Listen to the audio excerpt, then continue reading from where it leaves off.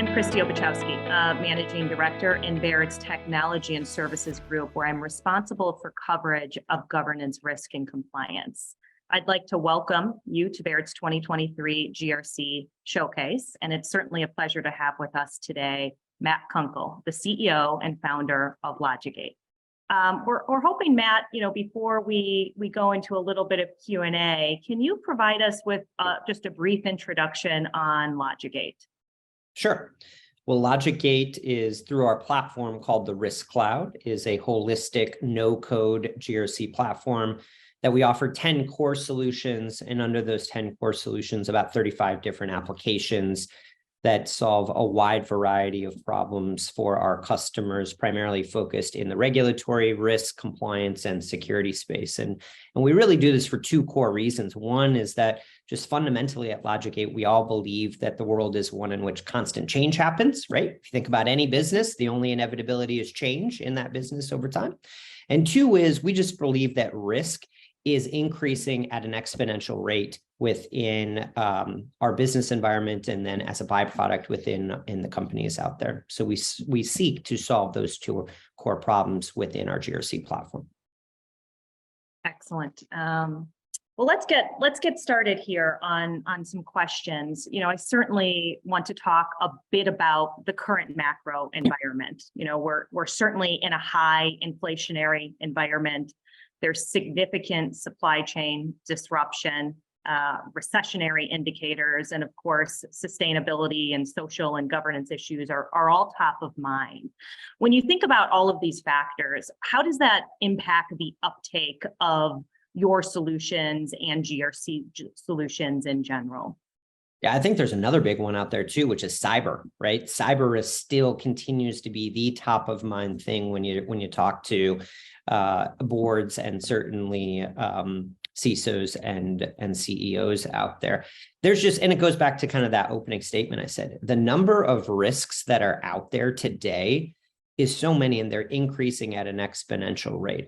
Everything that you mentioned, from inflation to cyber to third-party risk, right? That's a huge, huge risk component, supply chain risk. So even with, I think, some of the macroeconomic pressures that companies are seeing from the accessibility of cash that's out there, we're still seeing a huge, huge, huge need for governance, risk, and compliance solutions in our market, right? Q4 was the best quarter for us in company history, even with that downtick. And I think it just goes to a couple factors. One is that I think organizations now are seeing risk as not a nice to have within an organization, but a need to have, right? How do you protect the assets that we have? And two is business is becoming so interconnected, right? So it's very hard to understand the entire risk profile within a company using point solutions that are out there, right?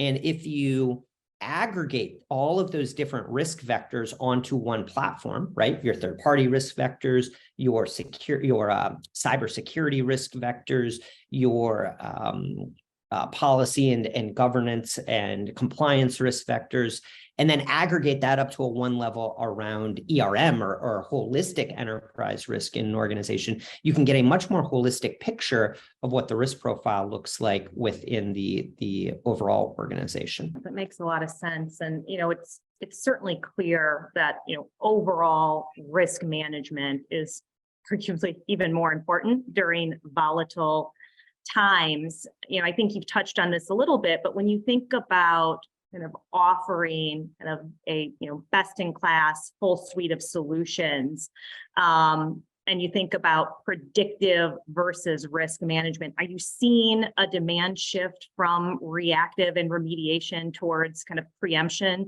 And are clients even aware of the risks, and what role does LogicGate play?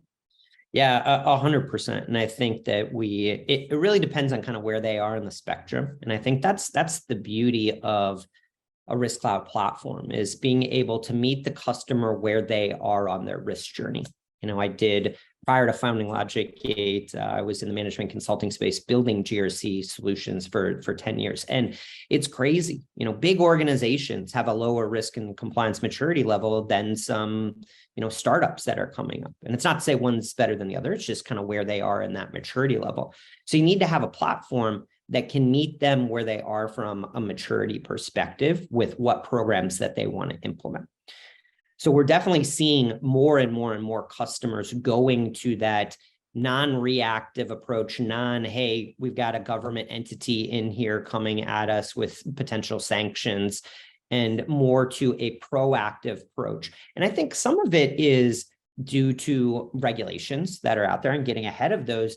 But a lot of it, honestly, I think is due to the customers that they sell into, right? It is so important in this day and age to build trust and to build that brand loyalty with your customers.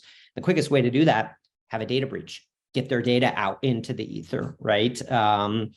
And the organizations need to be on the leading edge of that. So I think there's definitely several things that we're seeing out there with just practical things that you can do, right? One is if you're thinking about just regulatory compliance in general, horizon scanning, right? What are the new regulations that are coming out that we need to be proactive in complying with, as opposed to waiting until those regulations actually get in place and government enforcement coming in. Two is a pretty new space called automated evidence collection, right? Where folks want to get on the leading edge of saying, hey, how on an automated basis can I collect all of the proof points within the organization to prove that I am compliant with these regulations or these standards that's out there? And it's actually not just for compliance, it's actually a strategic business driver. Because you can say, hey, I'm SOC compliant, but we also want to get into the federal market. And that usually is going to say we have to be FedRAMP compliant, or we want to get into the European market. And usually you need a ISO certification to do that. So how can I very quickly and very easily map my SOC controls to what I need to do from a FedRAMP perspective or an ISO perspective to know what it's going to take to be compliant with those, so I can make strategic business decisions on, is this a good market to get into quickly, and what is it going to take to get into and actually be a player in that market, right? And be able to maintain those. The other part is being able to maintain those for a long term without just continuously adding headcount over headcount over headcount to do that, right? So automating that whole process. And then lastly, and probably the biggest one that I've seen an uptick in, is this concept of risk quantification, right? Which is basically, how do you run mathematical simulations to put different risk factors in the talk of business, which is monetary talk, right? How do you say, hey, we've got all of these different risks out there. Well, what does that mean from a dollars and cents perspective? And what does it do from a lowering the risk profile if I put these controls in place? Again, so it's not just about protecting the assets, it's about making strategic risk-based decisions. The more that you can be proactive with the programs that you're putting in place, as opposed to just reactionary when, hey, the government's coming in and they're doing an audit and we're way behind and we're going to get a potential fine. So I'm seeing more and more, especially as you start moving up that maturity curve, customers putting in place much more preemptive, much more proactive risk-based programs and risk-based postures within companies. Excellent. That makes a lot of sense. And, certainly no company wants to find themselves on the front page of the Wall Street Journal for a major risk failure due to proper management. As you think about kind of your solutions today, you're a software solution. How do you think about the interplay between kind of software and services in the broader GRC market and helping clients kind of figure things out and get to the right conclusion? Yeah, it's a great question, and I think a lot of, especially, the GRC players, and especially those legacy GRC players, they kind of walked that line, right? And they were more what I will call software-enabled services providers than actually software providers, right? And I think as we get more and more into this next generation of GRC technology, and what our customers and clients are saying is, hey, we need some help, but largely we know processes and programs, internally that we would like to put in place. And how do you have a piece of technology that enables the business user themselves to be able to make those updates? Now, I think everyone is always asking for what's best practices, what's best in class, what's best in market. So you're always, I think, going to want, especially in GRC, going to want to have some sort of help, some sort of guidance, some sort of benchmarking to help customers say, hey, this is where you are on that maturity curve that we've talked about based on your peers in the industry that you're in. So giving them that help, giving them those starter kits, those out-of-the-box templates based on best practices really help. But I think what we've seen too is working with our customers in a way, because they know their business better than anyone else, right? They live and breathe it every day. They know the org structures, they know the business unit structures, they know who the right people to get to are to answer the questions. How do you do that? But how do you empower them with a platform that is very easy to maintain and manage themselves without having these big consulting, big services engagements attached to that? The other thing that we're seeing is the enablement side of it, which is, hey, maybe we're starting off our program and we need to be SOC compliant and we need to put in place an ERM program for what XYZ reasons. Now that we get in and we add the value to there, how can we easily enable our clients to download the next starter, right? Because again, the holistic, the holy grail, what you want is one integrated platform that does everything from a risk perspective, a compliance perspective, a regulatory perspective, and largely security perspectives. Obviously, you're going to have on integrations to other pieces of technology, like a vulnerability management or an asset management to help with this. But that's really the holy grail. And what we want to do with our customers is say, hey, let's not bite off the world here. Let's not bite off more than we can chew. What is the strategy for this year? What are the core kind of components and applications in a GRC platform to meet that strategy? And then how do you have them quickly download those starter kits, what we call our application marketplace, to say, okay, now let's move on to the next one and the next one and the next one, and enable the customers to really self-serve themselves in it. It's almost like it's product-led upsell, right? I don't want to say it's product-led growth in GRC because I don't think that will ever happen. I think GRC is very complex and you need some, especially platforms, and you need some help with that. But I definitely think that there is a way in which we as technology providers can help our customers with the what is the next application and how do you implement that? How do you see how that would work within your environment? How do you see how those data linkages would work and the additional value that you would get out of it in a way that doesn't sign them up for $500,000 in a services engagement? Yeah, no, that makes it makes a lot of sense. And I think you even throw in there just globalization, diverging regulatory requirements in different regions. How has that impacted GRC vendors and their ability to serve their clients?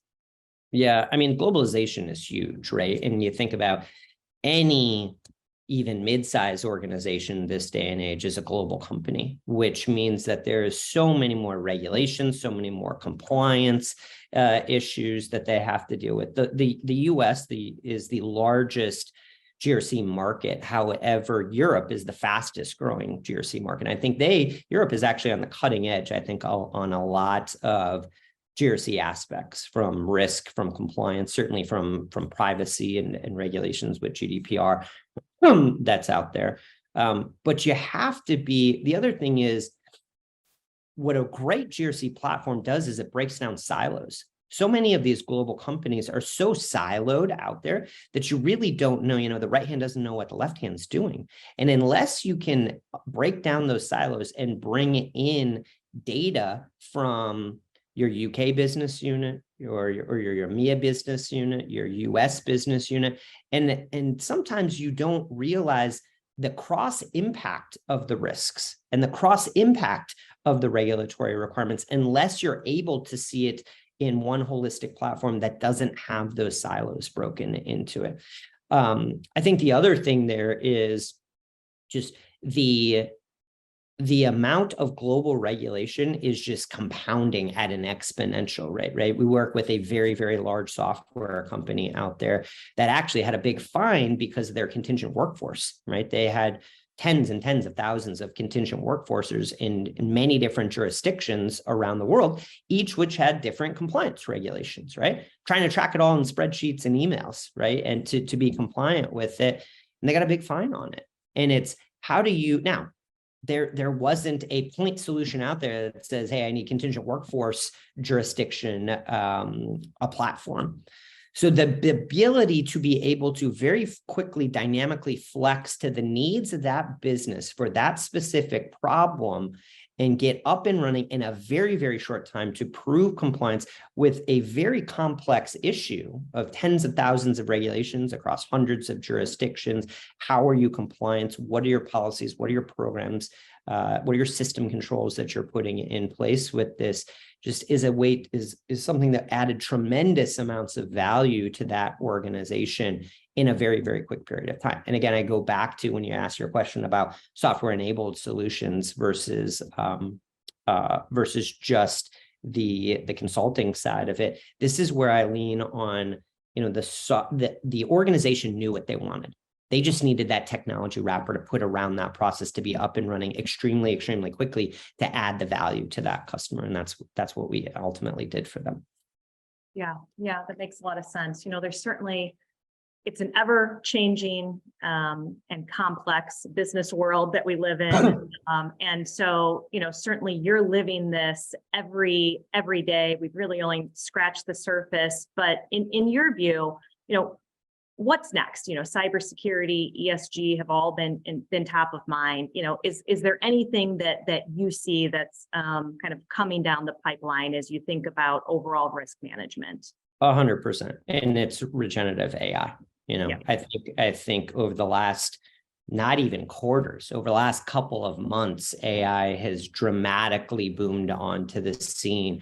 We're already embedding into our platform. The problem with it is it's such a new technology and it's growing at such an exponential rate. And there's so many potential use cases for it. But when you think about the world of governance, risk, and compliance and privacy and risk, there's a lot of, I think, concern out there in how are we using AI? What type of information do I have to put into the model to seed the model and get back good data into it? But I think it's inevitable that that a lot of what we do within governance, risk, and compliance is going to go the route of AI, right? Just easy things like creating policies, or at least the template, right? Get me 80% of the way there. I also believe that AI will not, within the risk and compliance space, 100% take over jobs that are out there. We still need human beings to put eyes on this thing, but it will dramatically, dramatically move the needle on probably one of the top 3 value propositions for risk and compliance professionals, which is cost reductions within organization using software platforms from a cost reduction standpoint, right?